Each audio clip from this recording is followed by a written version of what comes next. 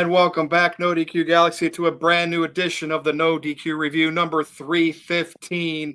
And hey, let's let the cat out of the bag. Cody Rhodes is officially a dirty player. He is a cheater, just like I told Aaron Rift at WrestleMania, because that's how he had to beat Roman Reigns. See, Roman Reigns was a heel. He had a mob, a mafia. He was able to win all those matches that way. But Cody's supposed to be the goody-goody two-shoes that beats people clean, and he cannot. And Jesse Ventura called him out on it. And we're going to be talking about all kinds of stuff from Saturday night's main event and WWE, maybe some AEW. But like last week, 3/4 of the show was AEW. So we'll see what the chat brings up. What's going on, everybody? Here's the elite panel this week. Aaron Rift, Gino, Noah Foster's back. Good to have you. JJ, and of course, Santa Claus. Santa Claus, what's going on? And you're going to have to tell us who's naughty and nice throughout the show.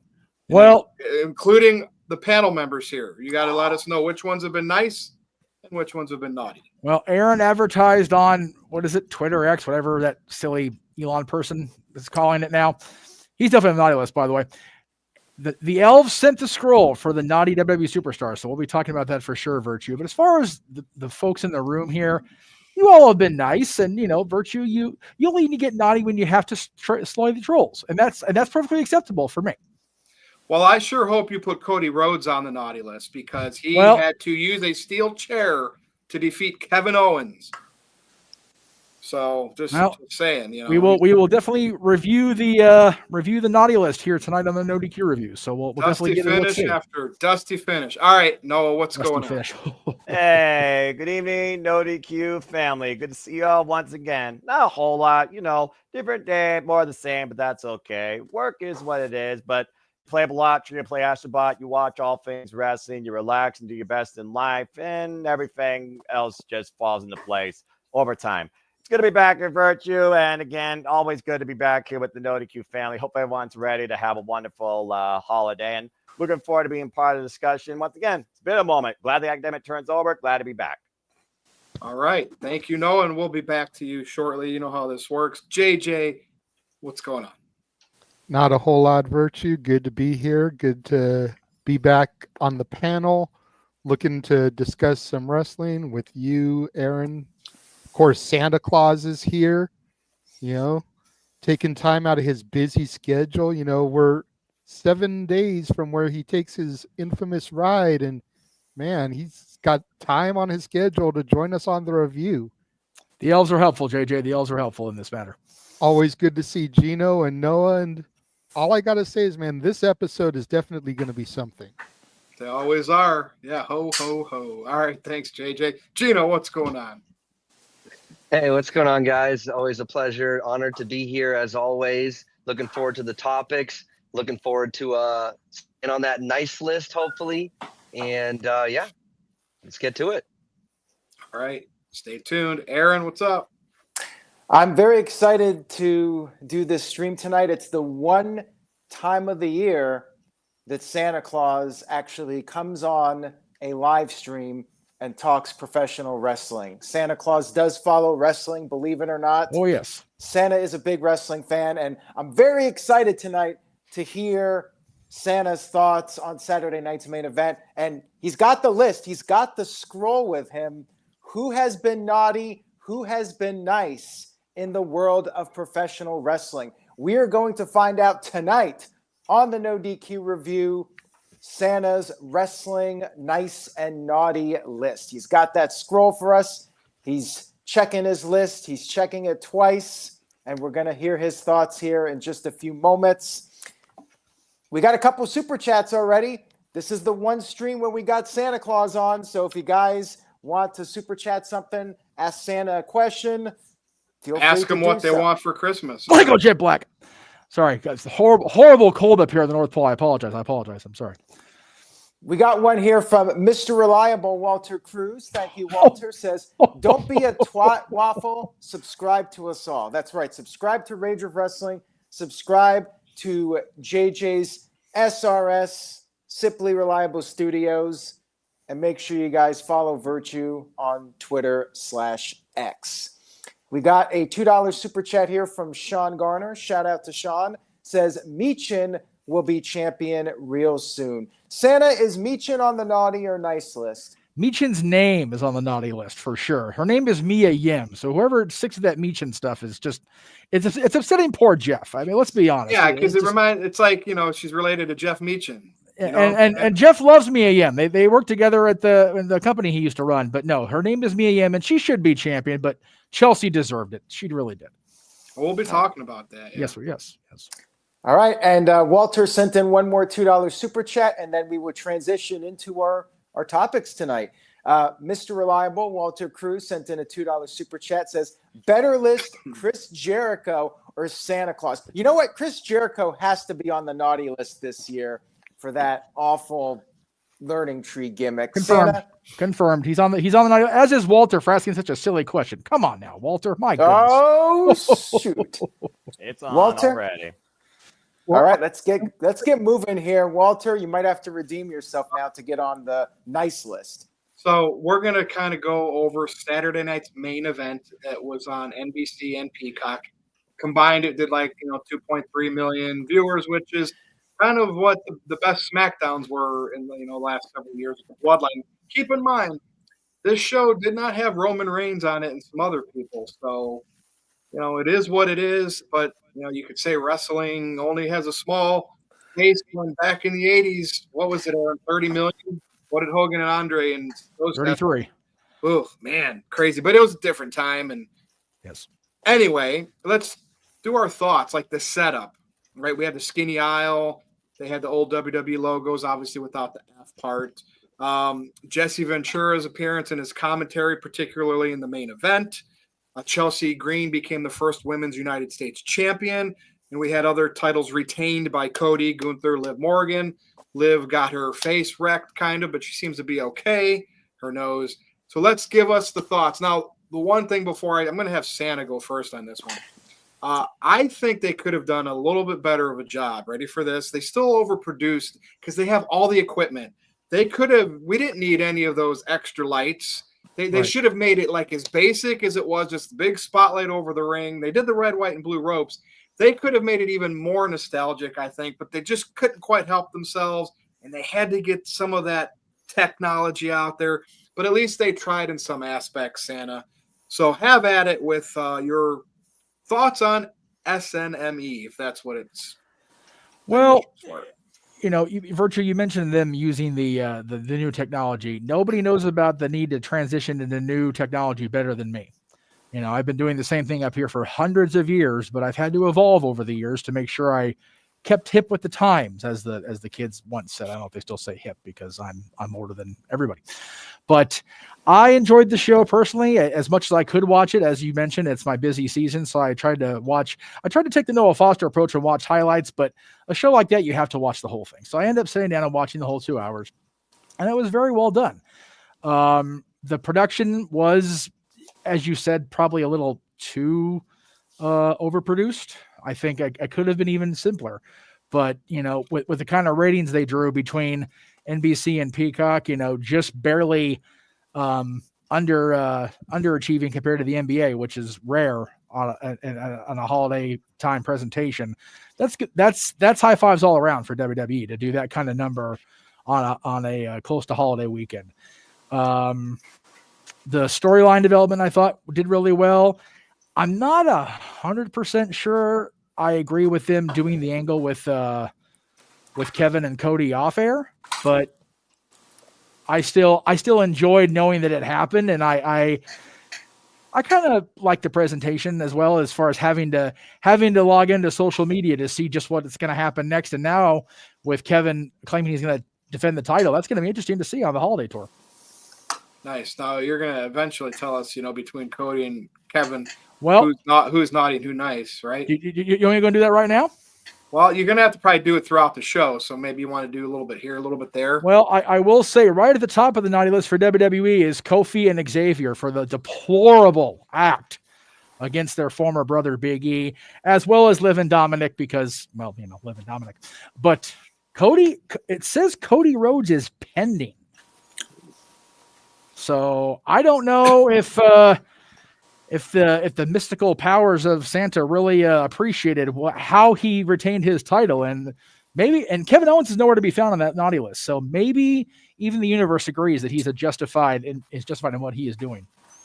Interesting. Well, there you have it from Santa Claus himself. All right, Noah Foster, over to you now for your thoughts on Saturday night's main event, which there's going to be another one, by the way, later in January.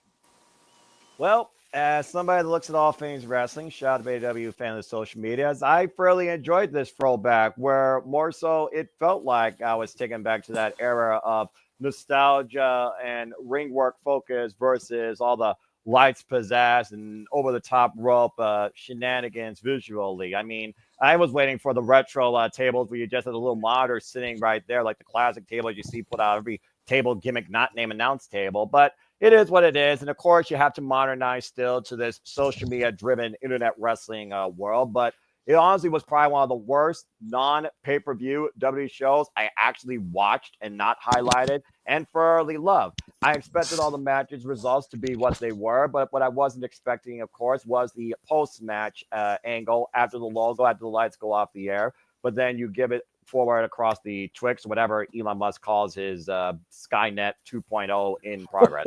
But either way, I thoroughly enjoyed this show. It was definitely probably the most enjoyable WWE televised event I've seen for probably all year. So, I mean, as somebody that literally looks at everything else, I enjoyed it. I want to see more of it, but I don't want it to become a monthly thing. It should be special. I feel like this should be your final go-home presentation angle to your big four pay-per-views, if nothing else. Just like in the old days when Saturday Night's Main Event used to hype up the biggest shows. Maybe you get the raised stage and do like the little interviews like they did with Jesse Ventura, and Jesse was icing on the cake. I needed that nostalgic commentary feeling where every good guy is the bad guy in the end and the bad guys are justified. But here in the main event, blurring the lines, Jesse Ventura actually might have been right in a sense, and I almost might agree with Kevin Owens' intent. And I'm curious to see where this goes, especially for somebody that says he would never turn heel. Yeah, Ronda Rousey, I'm just saying. Dude, that call, Noah, at the end when the pin was happening, he's like, no. He's the good guy. He took the cheap way out. How can you justify this man action? And he's supposed to be your champion. He's supposed to be the example set for children. Absolutely was wonderful. And of course, Pat McAfee had to bring up the drone thing conspiracy. But overall, it was a phenomenal event. And I'm curious to see what the aftermath leads to. I'll be tuning in to SmackDown for sure. All right. Okay. JJ, I'll go to you next. You know what I like? The narrow aisles, because it allowed some characters like Gunther to really like just get off me, Marks. Like I love like those little things are what pop me.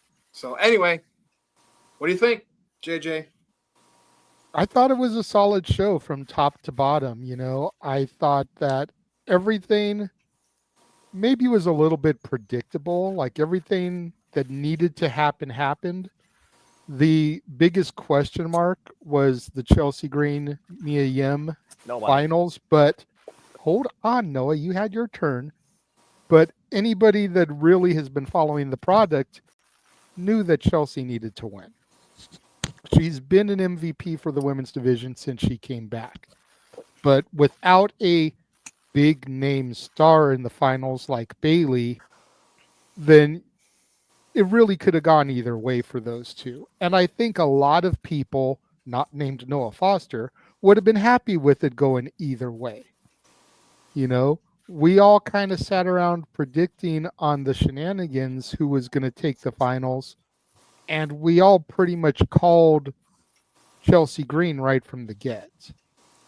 So I know none of us are surprised. I don't know if I would say it was a glorified house show. I think that's horribly underselling it.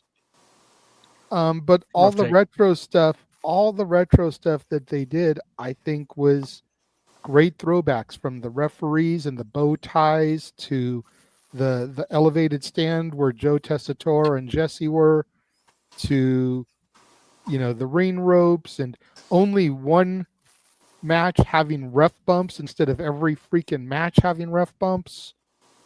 You know, there was just so much solid good stuff on the show. And I do have something I wanted to ask Santa, if I may, because he mentioned Xavier and Kofi are at the top of the naughty list. because of what they did to Big E, but then he said that KO is justified in his actions. That's correct. Kofi and Xavier are even more than justified, good sir. And if you are a just Saint Nicholas, you would know that. That man is injured, sir. That man has been at the pre-show panels for every PLE, and he couldn't even come to the ring with his boys. I rest my case, sir. Nice. Now, of course, leave it to social media to point out Jesse Ventura Williams. couldn't even call him the right name. He said Kevin Owens. I thought that was Terrible by hilarious. Justin. I thought that was hilarious, and I mean, and I'm glad he actually kept doing it. Whether it was on purpose because Kevin Owens like, hey, mispronounced my name, or he just didn't know. It's great. Like, nobody's perfect, and all wrestling fans want everything to be perfect every time. They call out every botch when somebody messes up, and it's stupid and ridiculous, Marks. So I had to point that out. To see somebody like Jesse Ventura go out there and be himself and live in the moment, he made a mistake, whatever. Who cares? It didn't affect the way he entertained me. I just wanted to point that out. All right, Gino, over to you now and your thoughts. Yes. He also called Dominique once. I just found it entertaining. I didn't find it like bothersome. So just to kind of go on the Jesse Ventura stuff, he brought a lot to the presentation. It was kind of the first time I think I remember, even in my life, like hearing him on commentary. And now I can kind of see like what made him so brilliant back in the day. So I was honestly really happy to be able to hear that. I'm glad that they put him on commentary because I thought he was going to be there the whole night. So I'm glad that they at least got him in at the end during the match there, what he was doing throughout with the 5 boas and, the snakeskin jacket and talking crap on where they were, I thought it was great. So as far as the action in the ring, 2 straight hours of essentially just like wrestling and storyline progression through matches, I thought was great. And I'm looking forward to the next one. I feel like it might be a little like coming up a little quickly coming off of this one, but apparently they're going to be having, 4 a year or something like that. So I guess, you got to put them where you can.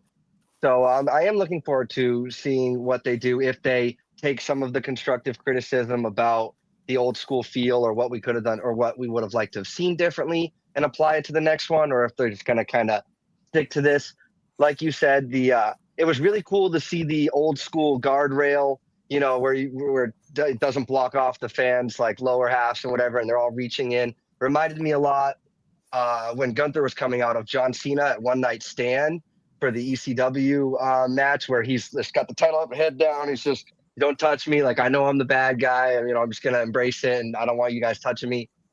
So that added to the show. Right. Other than just when the baby faces go over here for some 5s and over here for some 5s. I really like that. I wonder if that also allowed them to sell more tickets. So I hope they definitely keep that up for sure. And again, 2 hours of wrestling. I used to think maybe that wouldn't work. You need some type of promos and things like that. But no, it worked for me. It was entertaining.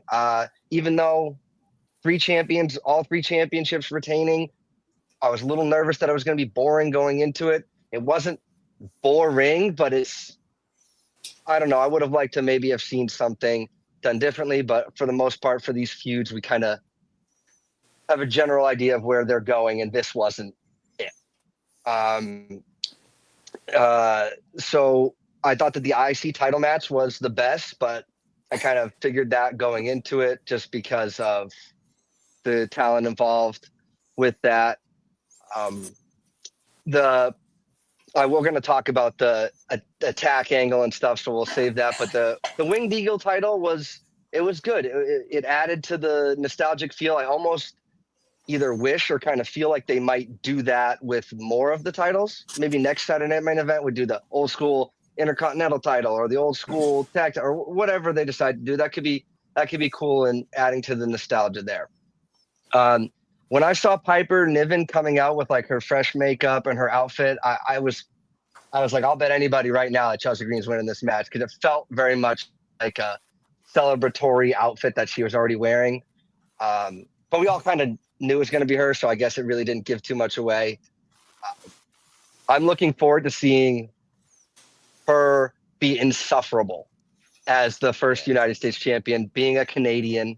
Some people are like, she's going to switch the title to the Canadian title. Well, talk about throwing away the legitimacy of your brand title by changing the name of it right away. Right. So I don't think that they're going to do, I wouldn't recommend they do that, but if it's Chelsea's call or whatever, maybe she could just piss people off doing that. But it's going to be great. She's going to call herself probably like the Queen of America or whatever. It's going to be awesome. People are going to boo her, and she put on a decent showing compared to how she's been booked. So I enjoyed that.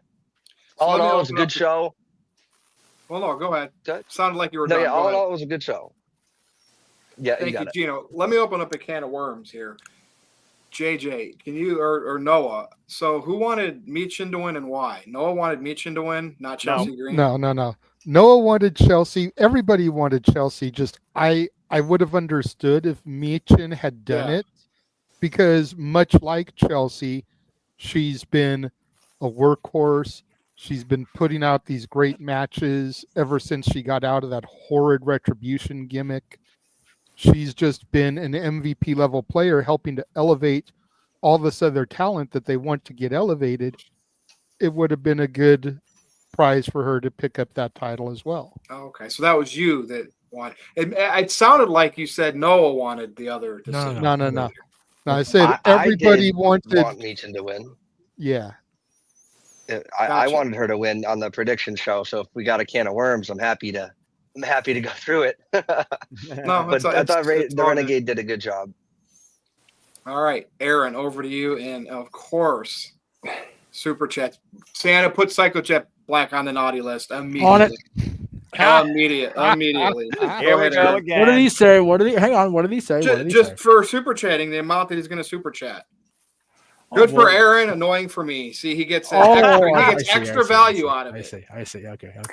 All right. Well, I did give my recap. You guys could check it out if you haven't seen it on the NoDQ YouTube channel. But overall, I think everybody made some really good points. And the show was largely meant for casual viewers, and I think more specifically people that aren't really fans of WWE. I think they were trying to draw in some new people.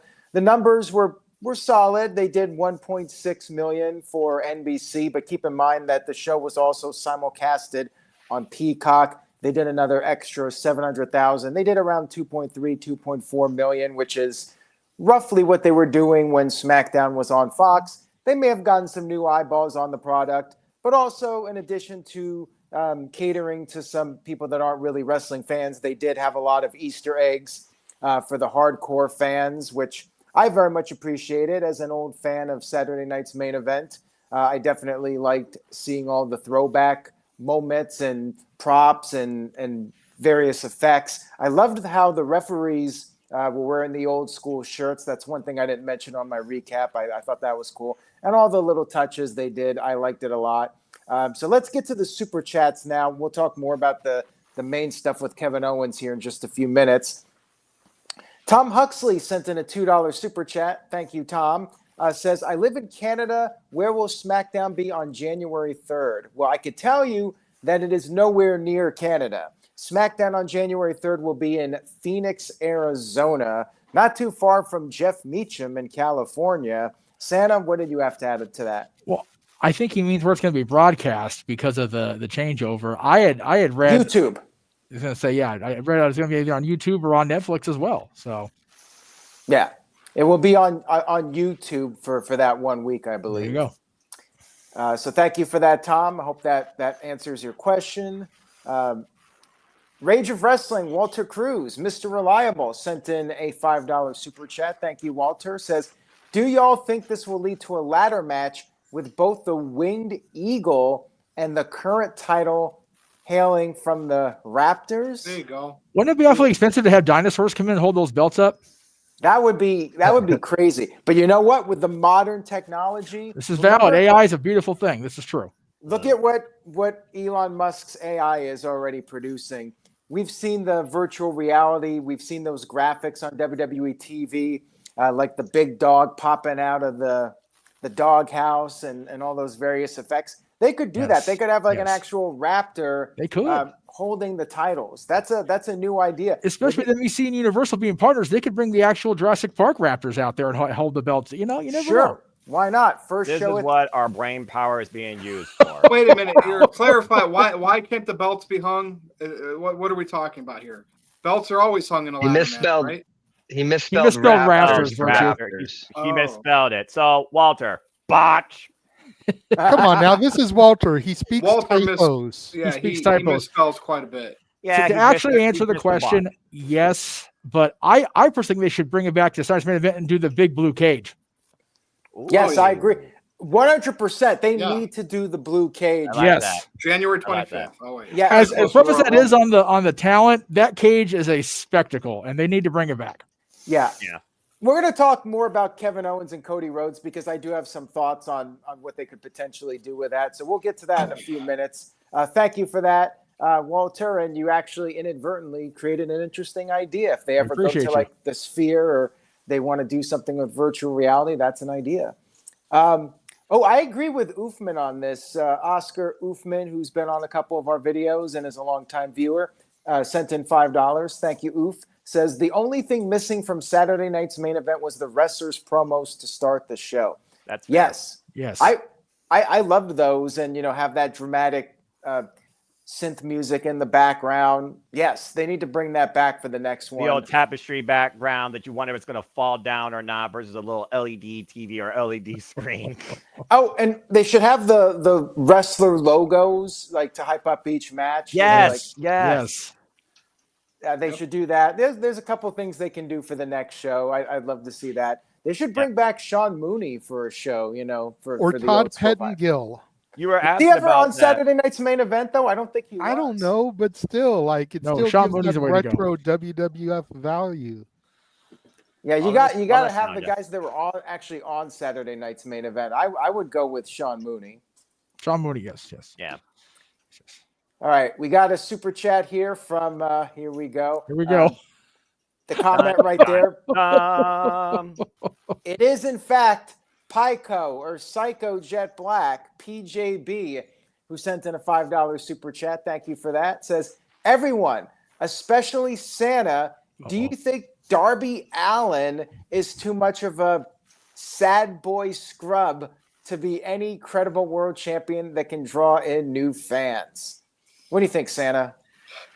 I find it funny that the reports keep going back and forth on Darby. One report says he doesn't care about wrestling. That's not his entire life. The next report says he wants to carry the company. The next report says he's going to be the champion. And then the reports say, oh, well, he's too injured. And, oh, Sting talked him out of Mountain Climb. Darby's making his own damn mind first before he decides if he's going to be the champion of AEW or not. All right, well, a lot of people seem to be down on Darby Allin, including PJB. PJB sent in another $5 super chat. Says, seriously, is the scrub Darby going to win the world title only to drop it to Christian Cage, a real superstar, because he's going to climb Mount Everest? Yes. You think so? Yes. Have you ever been near Mount Everest, like on your sleigh? Well, he's going to have his sleigh up there to rescue Darby Allin. That's probably accurate. Tremendous virtue. That's good. But no, seriously, Christian's the father of the year. He should be the world champion. Is Christian on the naughty or nice list? He broke a Naughty man's list. hand. Naughty list? Well, Naughty list, but I don't think he belongs there. This isn't just me, This is a committee effort here. you have an ensemble of people, a committee. Yes. And I believe some animals too. Like, don't the reindeer get a say in it? They do get a say that we are much more credible bookers than the people in WCW around 1991 for sure. So yes. There you go. Or 2000. Sean Garner sent in a $2 super chat. Thank you, Sean. Says, when the time comes, who dethrones Chelsea Green? This is why Sean's on the naughty list and gets timed out all the time. She just won the title, dude. Let it breathe.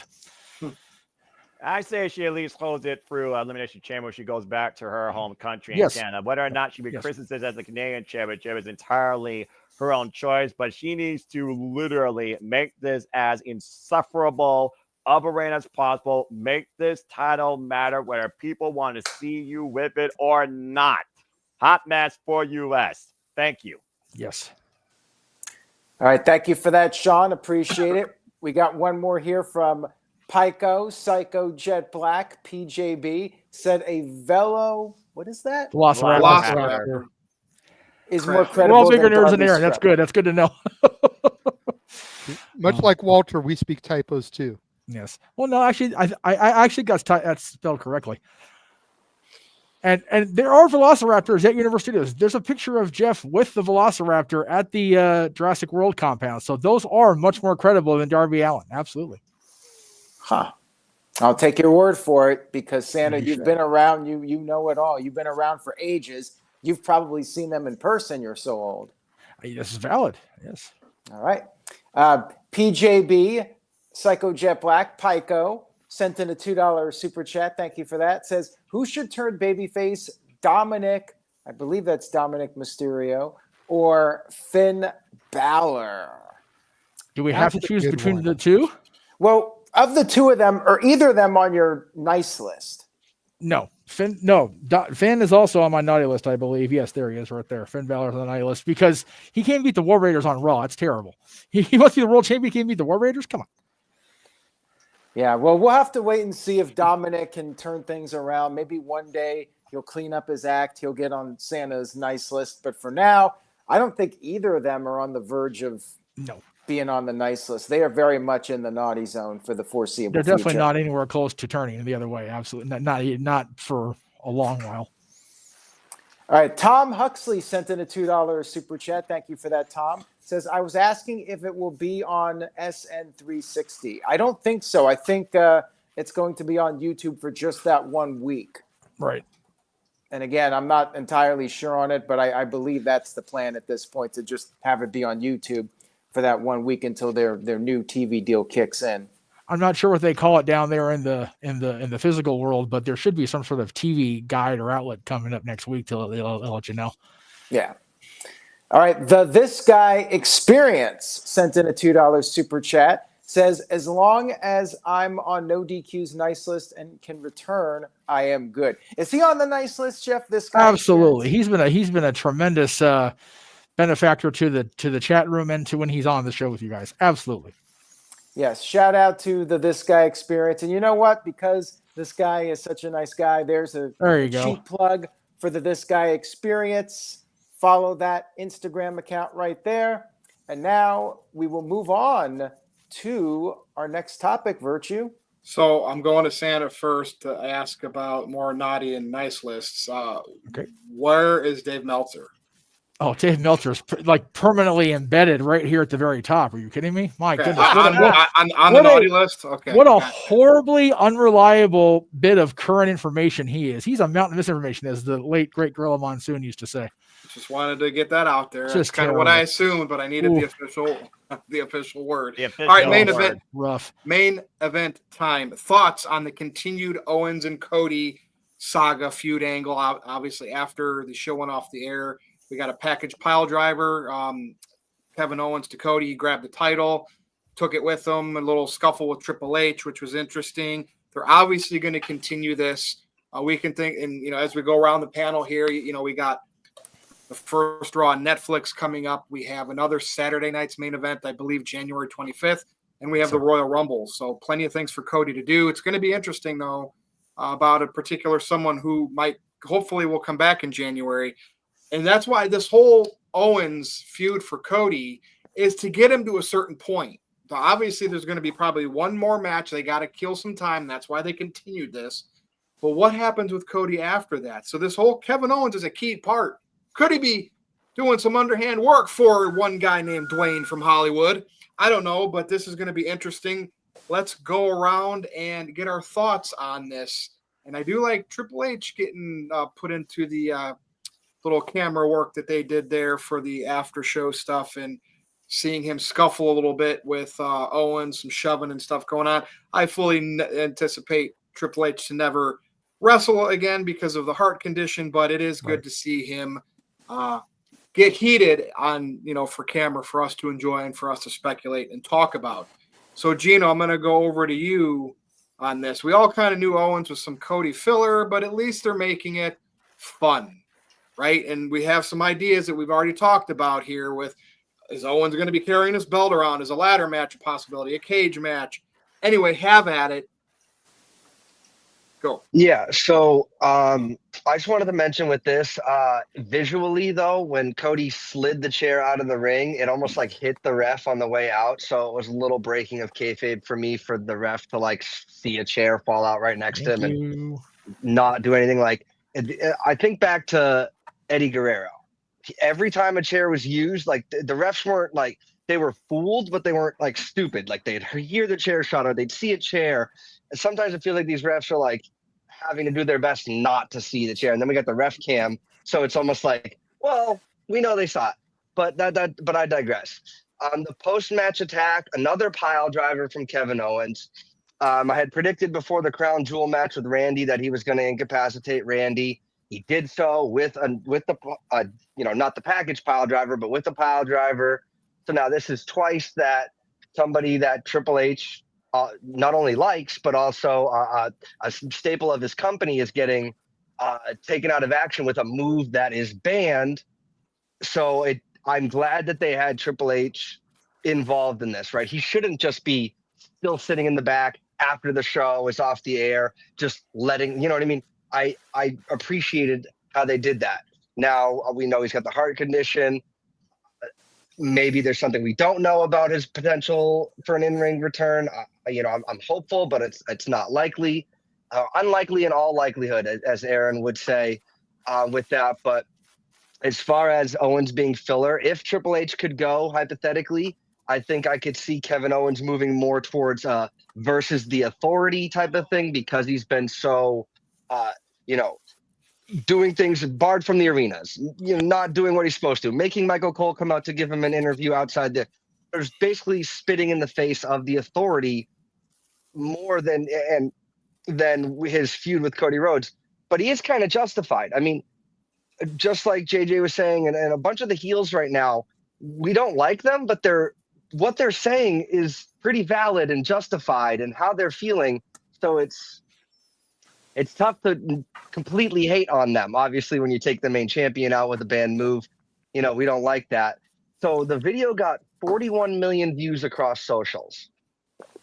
Right there. That's why they do these things afterwards. That's why they don't put everything on the show. It keeps you wanting more. I don't even hear about it until a day or so later, something like that. I'm like, oh, what did I miss? I gotta go check it out. Side note, something AEW could really use, but we're gonna move on from that. It was well done. There's fans in the arena. People are gonna have cameras out. They're relying on a lot of the Kevin Cody stuff to be happening behind the scenes, in the foreground behind the scenes, if that makes sense. I really liked what they did. I really hope that Triple H can find a way to be healthy enough to go for one more match with Kevin Owens, and some type of Authority versus the anti-Authority type of thing. Only this time the Authority's the face and Kevin Owens could be the heel. Thank you, Gino. Now, JJ, maybe Jesse Ventura and Kevin Owens, they're really on to something here with Cody.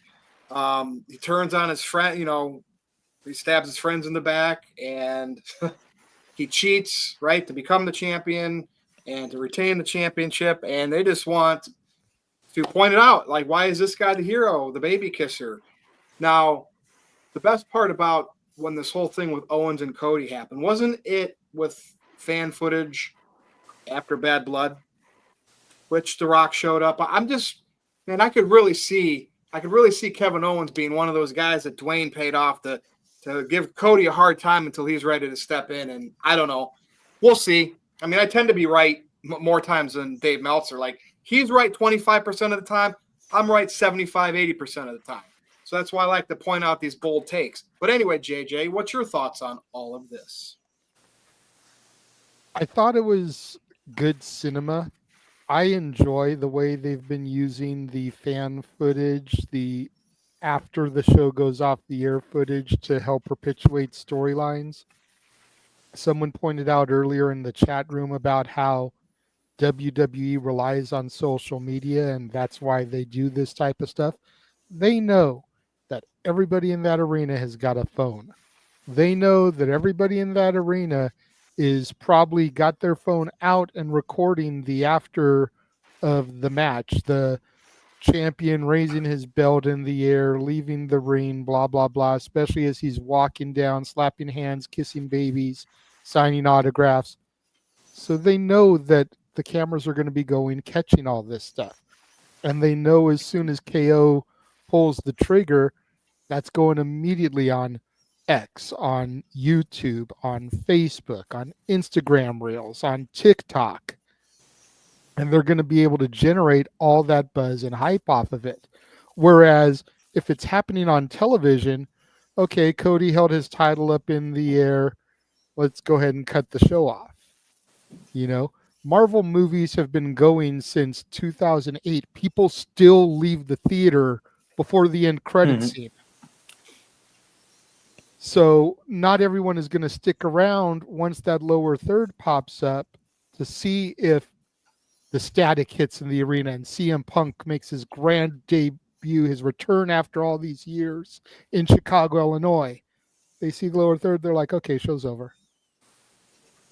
So it's good that they do this stuff, knowing that social media is going to be their battleground there, their swell of things. As far as where things go from there, I'm enjoying the ladder match idea.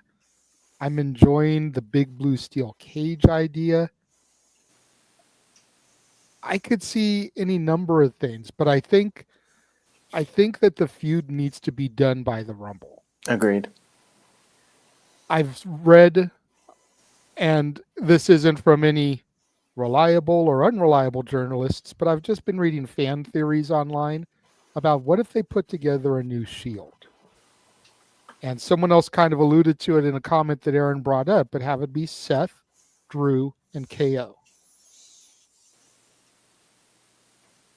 All guys with bones to pick with Roman, bones to pick with Cody, justified a lot of ways in their actions right now. Are they truly heels or are they more anti-heroes? Kind of walk that silver lining there. It's an interesting idea. JJ, I can see some people like Drew kind of starting this, and hey, Roman's still Roman, like he hasn't changed, and I could see a lot of people in the Royal Rumble be the reason why Roman doesn't win it, because they go after him, and maybe that's what they're setting up with all this. And so number 29 or 30 can be Dwayne, and he can come and win it and get his shot at Cody, and then nobody has to question anything. But see, remember how we talked about this the last several weeks? There's so many little things you can talk about and be like, it's like, this could happen. Well, this could happen. By now, we normally know like the top 1 or 2 matches for WrestleMania. We're going to be guessing all the way through the Royal Rumble now.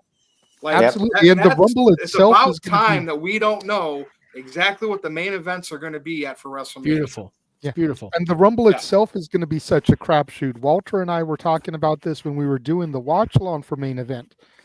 There is such a stacked roster in WWE right now of legitimate title threat contenders that anybody could seriously win the Rumble, between guys like Seth, Drew, Punk, Owens, Rock, Roman, Solo, Cena. like Cena. There's so many legitimate people, you know. Is AJ well enough to make a surprise return and come back?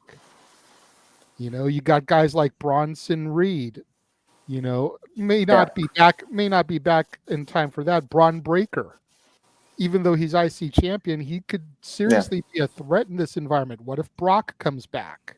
Right. You've got a whole third of the roster right there at least that are legitimate contenders. Then you got surprises. If TNA people cross the line, you know, I know Noah's going to pop. I'm going to hear him from Toledo if I hear Joe Hendry's music in the Rumble. All these people are legitimate threats and competition to winning. Yeah, for sure. So I'm going to go to say, are you good, JJ? I actually wanted to say 2 things in response. So first of all, regarding what you said about the Rumble, that's one positive thing about there being 2 world titles. If there was just 1 world title, it'd be more predictable. With the 2 world titles, that opens it up a little bit more.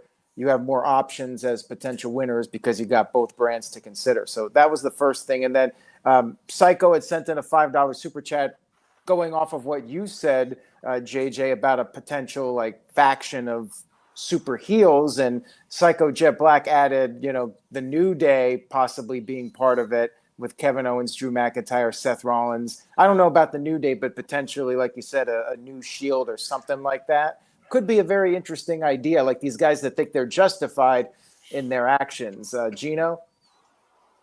I would be 100% on board with that, with believing that that's where they're going. But right before Drew McIntyre and Sami Zayn got involved, Drew was definitely coming up to attack Seth. So I don't know if Seth and Drew are going to be on the same page, at least for the time being.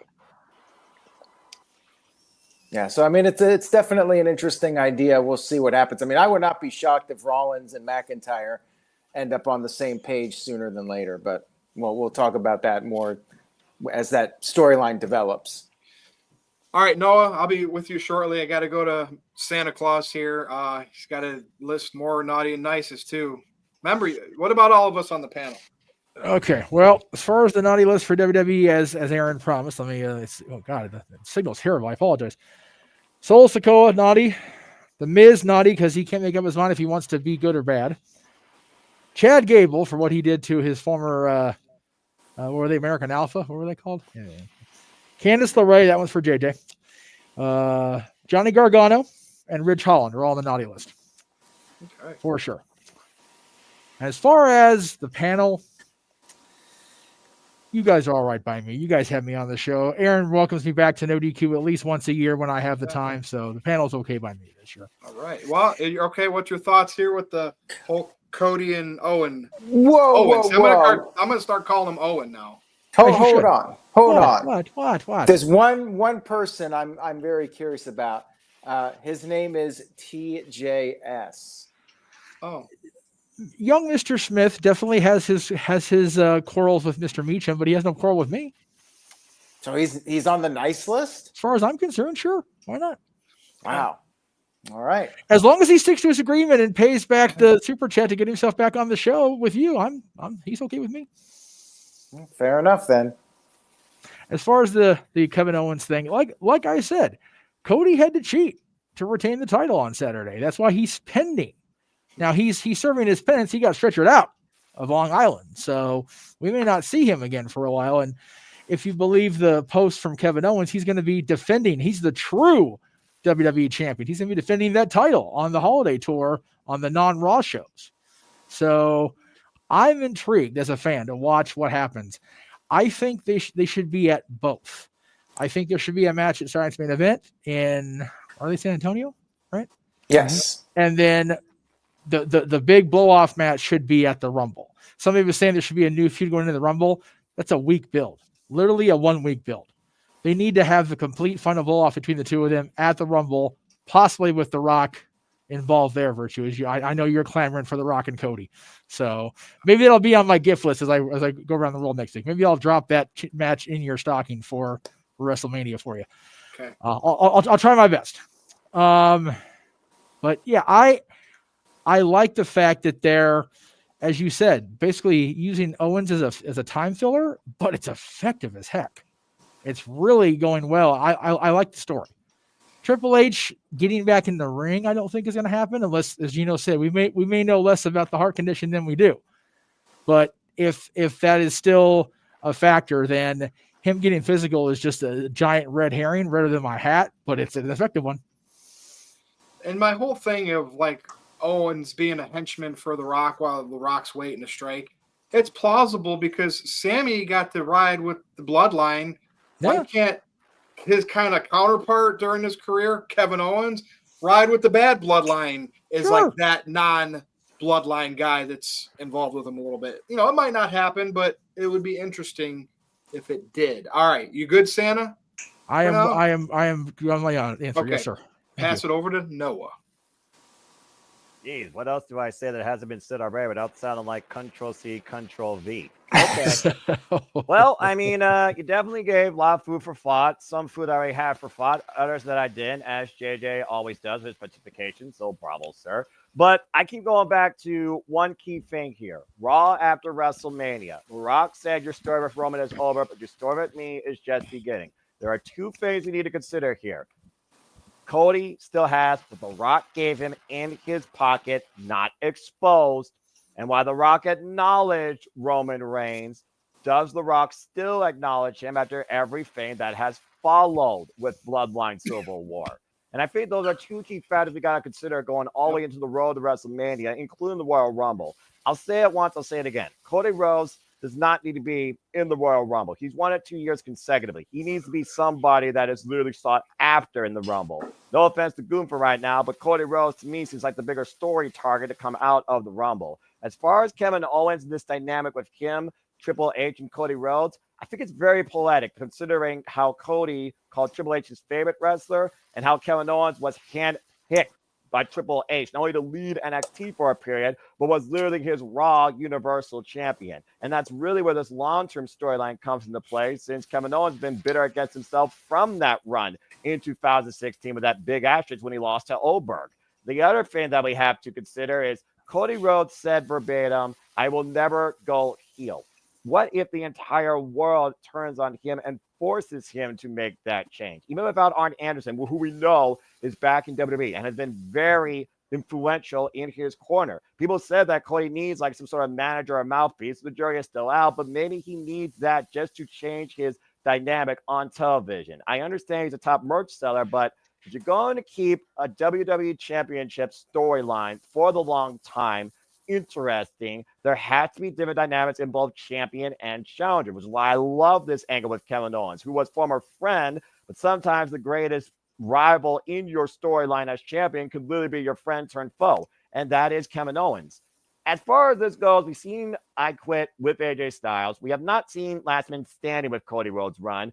If they'd use that as a soft, play out at Royal Rumble with Kevin Owens and Cody Rhodes, I kind of wouldn't be disappointed, but I guess that's one way to move on to at the bigger picture. I still think it's going to be Rock versus Cody at WrestleMania, because even if CM Punk, who's now facing Seth Rollins on Netflix, doesn't get the win by who knows whatever reason, he still is owed a favor by Paul Heyman, and the jury's still out on that as well, which we also haven't talked about. I said at one point I picked Roman Reigns as the winner for the Royal Rumble, but after what happened lately with everything, I'm questioning myself now in that judgment call. I'm almost questioning if Roman Reigns is going to be in the main event on either night of WrestleMania at this point, because Rock versus Cody right now seems like the biggest match that can happen based on the scope of this story, literally starting the Raw after WrestleMania. So it's very interesting to see how many different dynamics there are right now with the undisputed WWE Championship, especially since Tribal Combat will determine once for all who holds the Ulafala on the Raw at Netflix. It's almost like they're basically accelerating some of the mini storylines to focus on the bigger storyline in the WrestleMania at this point, which has to be Rock versus Cody. It's just what sort of dynamic we're going to have going into that. Is Cody still going to be that full-blown baby face, or is The Rock going to be the guy that the fans maybe justify in his own way to be the people's choice versus just the people's champion and be the one they want to see win at WrestleMania, where Cody would lose the title 1 year to the day,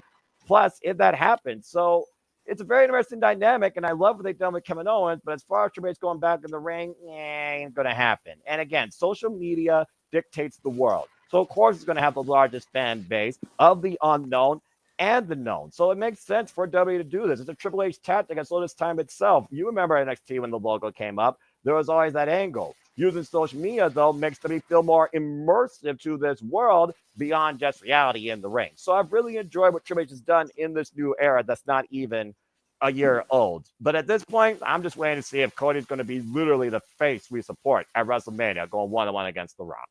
Thanks, Noah. And I will stick to my beliefs. There's no way healthy Roman Reigns does not headline one of the 2 nights of WrestleMania, especially after headlining, 8, 9 nights in a row? Something like that. I've lost count. So, yeah, there's absolutely no way. But, Santa, before I go to Aaron, you got to tell me naughty or nice list, unless I missed it, but I don't think you said this guy. Vincent Kennedy McMahon. Oh, goodness. Now don't just throw out an answer. No, you I gotta understand. really make sure you're fair here. No, I have looked back and forth on my list about Mr. McMahon in the last year, especially. but it's very hard to see. The problem is, Virtue, I see everybody when they're sleeping, and I know when they're awake. So it's a really tough gig when it comes to Vince. I'm sorry for you, Santa. You have no idea how sorry I am. Unfortunately, I got to give the nod to the naughty list for Mr. McMahon this year. Unfortunately, No, fair enough. I mean, we needed to get that out there. The it's NoDQ tough, Galaxy, the Galaxy deserved to know. Yes, Gino. They did. I had a couple of naughty, nice questions for Santa, if I may, as far as wrestlers go. Poor Oh, Gino. I'm curious where the EVP's Matthew and Nicholas Jackson lie, and where one no. Mercedes Monet, the CEO, lie. Oh no! I think that was worth the wait. Go ahead, Gino. We'll be over with you in a minute. That was worth the wait. Santa? Oh goodness. I think the Young Bucks are in the same area as their buddy Cody. They're pending, depending on how they act when they return. As far as Mercedes, I don't know. I mean, people seem to enjoy the little dancing thing she did with Mina this last weekend, so she may have redeemed herself. Yeah. Let's be honest. People were enjoying Mina more than Monet during that segment. Valid. Ding, ding, Valid. ding. Winner, winner, chicken dinner. All right. Thank you, Santa. Gino, what did you have? Poor Gino. No, it's all good, guys. No worries. I had thought of something after I had finished speaking, but I wanted to let everybody else go to see if we would mention it. So WWE's been doing like dark after show stuff happening. Not like dark as in like eerie, but like, dark match, whatever. And it's never really factored into the stories, right? Now it is. I really appreciate that, right? Like I was at a SmackDown 10, 12 years ago, whatever, the build up to Punk versus The Rock. And you could tell, 10 o'clock hit, show was over, but The Rock and Punk were still going at it. And then the next week, none of that was addressed. Like they were actually doing moves to each other. None of it was addressed. I really like that nowadays they understand that people are going to see this stuff anyway. Let's get ahead of it. Let's bring it part of the story. And so that's really, I like that they're doing that as opposed to just kind of like ignoring it. Right. Yeah, fair enough. Okay, Aaron, over to you. All right. Well, Jeff Meacham chimed in. Glad Jeff could find time to stop by. So thank you, Jeff, wherever you are right now. Jeff wants to know if there's going to be a NoDQ review on Christmas Eve or New Year's Eve. Well, Virtue, I know you don't work Christmas Eve, so what are we thinking for the next review? We're not doing it next Tuesday, but the possibilities in between Christmas Eve and New Year's Eve, maybe Thursday or Sunday, we'll get together. So it's going to be one of those 2 days. I'm sure Aaron could do either one, right? Yeah, we might get one more in before the end of the year, but no guarantees. However, stay tuned to the NoDQ social media channels. We'll keep you posted if we're going to do one more. It might depend on the news too. Like, They taped Raw, they taped SmackDown, so the next week, 2 weeks is going to be pretty slow. Maybe we'll get one more in before the year's over. Maybe definitely not next Tuesday. Yeah. Okay. Yeah. I'm sure Jeff was asking because he has his New Year's stream starting at 11 p.m. Eastern on the 31st. So he's want to make sure he didn't interfere.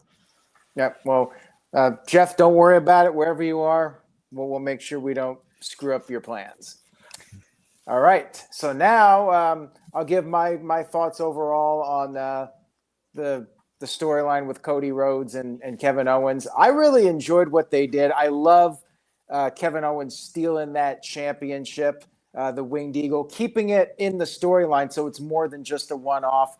Could they do the ladder match deal, title for title? Yes, that might be interesting. I'd love to see the Blue Cage idea. Could he smash it like what Mr. Perfect did to the Winged Eagle? Yes, they could do a throwback to that. I'd like to see him carry the title for a while, though, and Cody try to beat him and reclaim it. I just want to see it on TV more. So I'd like to see KO with the title. Apparently, he's going to be doing the house shows, the holiday tour with the championship. I thought that was a great post he put out on X. That was fun. So yeah, I'm glad they're finding something interesting to do to keep the storyline going. For the time being, as we mentioned, it's probably just temporary. Like JJ said, I don't think it should be going past the Royal Rumble, if even that long. Especially if a certain person, a certain great one comes back relatively soon. They got to wrap up the Kevin Owens storyline. But yeah, I'm enjoying it so far. And I think they did the post-show angle to draw people into SmackDown because it is a taped show. So why not show that footage on SmackDown? They might have pre-taped something with Kevin Owens, throw that on SmackDown since it's a taped show. I think that's why they did it and didn't put it on the actual live broadcast. They really didn't need to. But anyways, we got a couple of super chats here. Tiger sent in a €2 super chat. Jeff's not here tonight, but Santa, maybe you have an idea, like you can name some people, which wrestlers served in the military, like Bobby Lashley, right? Yes, Bobby Lashley. I know Road Dogg was in Desert Storm. I know despite claims early on, Sergeant Slaughter definitely did not. Right. You know, love Sarge, but let's be real. I believe Lacey Evans actually did, which is why they applied that gimmick to her. I think so. There've been a lot more than people realize, and a lot of people also, Tito, I don't know if Orton actually served, or if he was just in the enlisted before he went AWOL. I'd have to go through and look outside my omniscience and see the actual record keeping with the military, which is tough to get access to. Montez Ford. Montez, yes, Yeah. Montez as well. Jesse Ventura, right? Navy yes. SEAL. Well, Aaron, the claims on that are awfully disputed with him actually being a SEAL. Well, So, I'm not sure. I'm not Steve kidding. Macklin. But there I'm you pretty go. sure he served in the military. I'm pretty sure he did.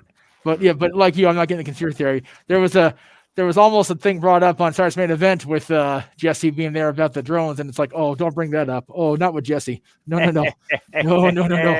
Bad form. Bound. Bad form.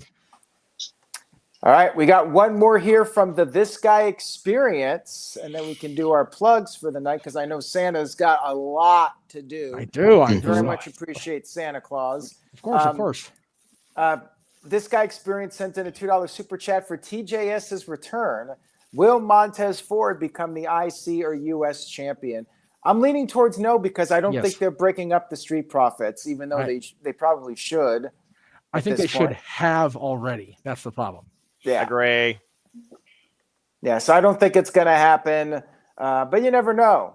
They may pull the trigger on it one day. Who knows? But great show tonight. I think we've all said our piece on the KO Cody Rhodes storyline. Should be some really good stuff. Maybe they do it on the first Netflix Raw.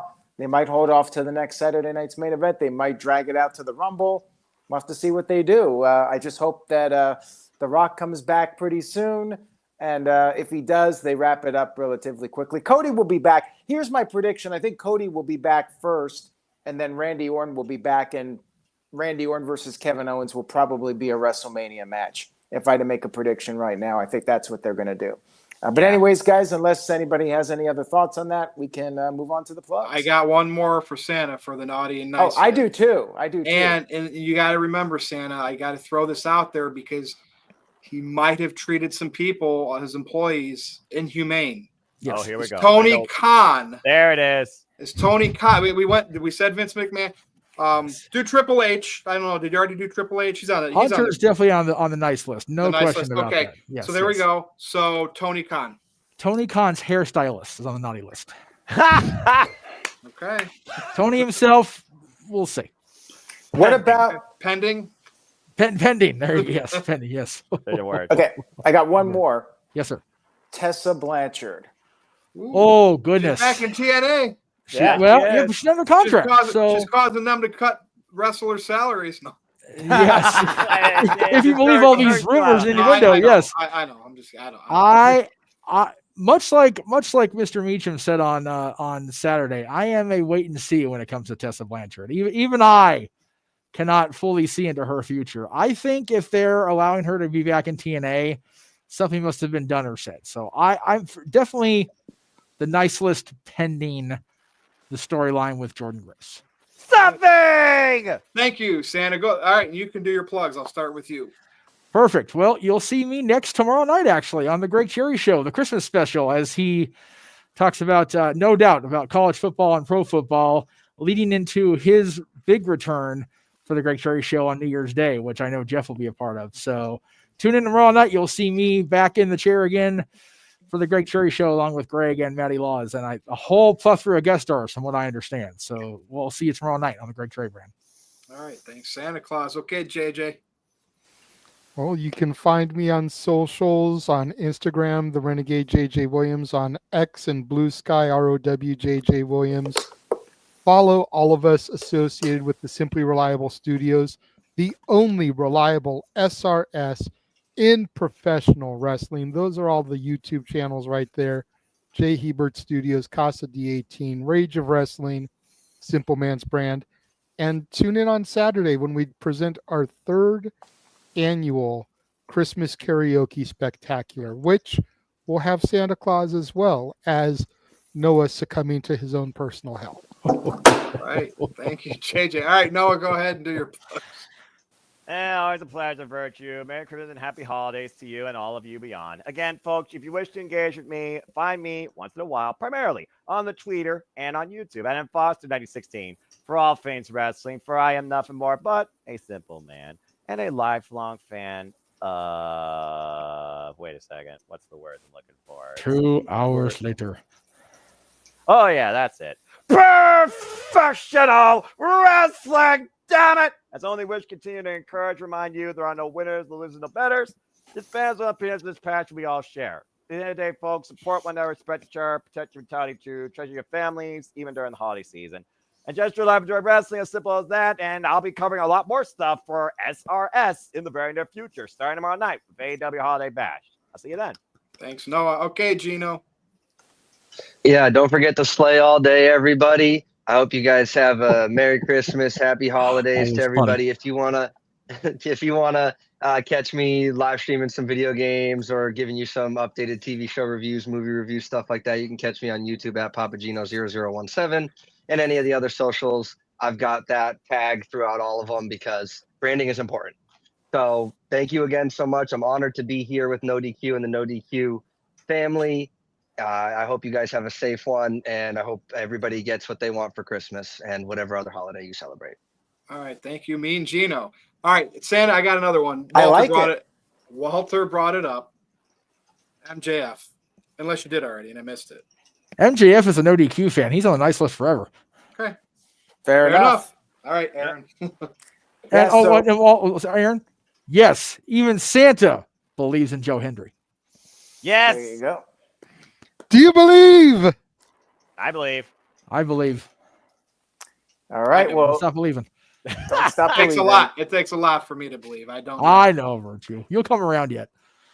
Genesis. All right, guys. So just stay tuned to NoDQ.com for all the latest. We do have one more pay-per-view coming up, AEW World's End, which, we may do one more review before the end of the year, especially if some interesting stuff happens on that show. We didn't really talk about AEW tonight, so perhaps we'll do one more before the new year, maybe right after. Is it on a Saturday, Santa? It's 28th. Yeah. I think that's a Saturday. The last That is a Saturday Saturday. of the last Saturday. Saturday, literally of the year. So Well, I'll that tell you gives us what. the opportunity on the 29th to do a review on Sunday night. All right, so- That sounds good to me. Yeah, Well- I'm down. Well, we'll make a tentative plan for the 29th, the Sunday, to talk about the AEW show. Mr. Tito says nobody wants to hear it. But the thing is, when we debate about AEW, we get a lot of interactions in the chat. We sometimes get more live viewers because people like the train wreck that is discussing AEW. Santa? Yes, I will say there was a segment during one of the reviews earlier in the year between the two of you that got really sideways, partly about Roman Reigns, but there was another one about AEW too that may or may not be on the highlight reel for the end of the year for Jeff Meacham's Nice. New Year's show. So stay tuned. Oh, for that. Lord. We do what we can, but And also, there'll be a live NoDQ provides. SmackDown. There'll be a live SmackDown on that Friday before. So, yeah, I'm thinking This is if true. we do one more, we'll do the 29th on the Sunday. Yeah, There you chances go. are that live SmackDown will actually add more definitely to the Kevin Owens and Cody Rhodes storyline, the whole conspiracy theory that Drew McIntyre, Seth freaking Rollins, and Sami Zayn could be part of. I mean, again, after the Raw